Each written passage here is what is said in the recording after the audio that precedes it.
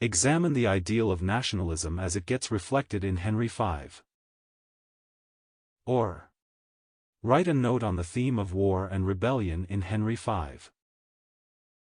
Or critically comment on the issues of war and nationality in Henry V.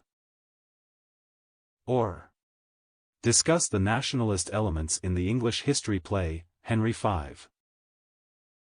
Or critically analyze Henry V as a historical play. Marks 10-12.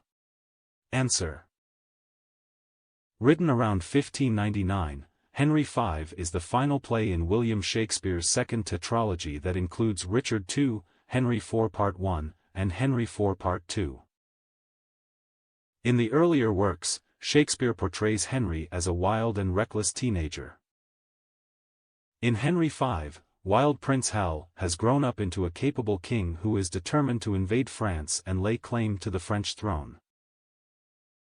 In this play, Shakespeare succeeds in endowing the dead skeletons of history with flesh and blood, and also in creating new characters that are more real than living men.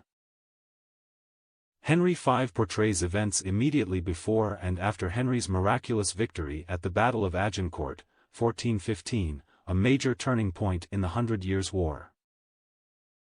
The play begins with the learned justification of Henry's claim to the French throne and the decision to invade France, and ends with the Treaty of Troyes, 1420.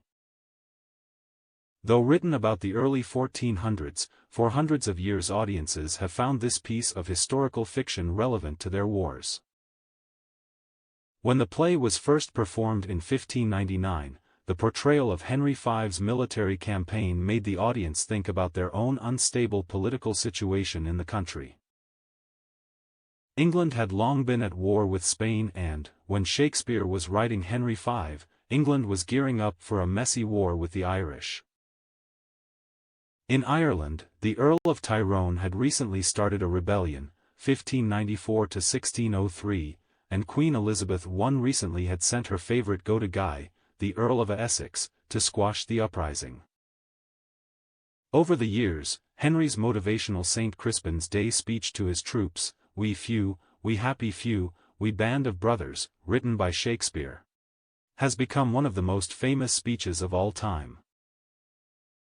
During World War II, Laurence Oliver's dramatic reading of it was broadcast over the radio, and according to scholar Marjorie Garber, it soon became a patriotic call to arms for embattled Britain.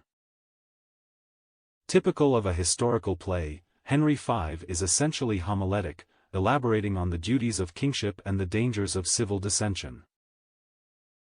English nationalism, the divine right theory, absolute obedience to the reigning monarch, order and unity, these dominant ideas in Tudor historiography are powerfully expressed in Henry V's story. Moreover, love of order and hatred of dissension, another leading idea of Tudor historiography, is strongly expressed in Henry V and many other plays.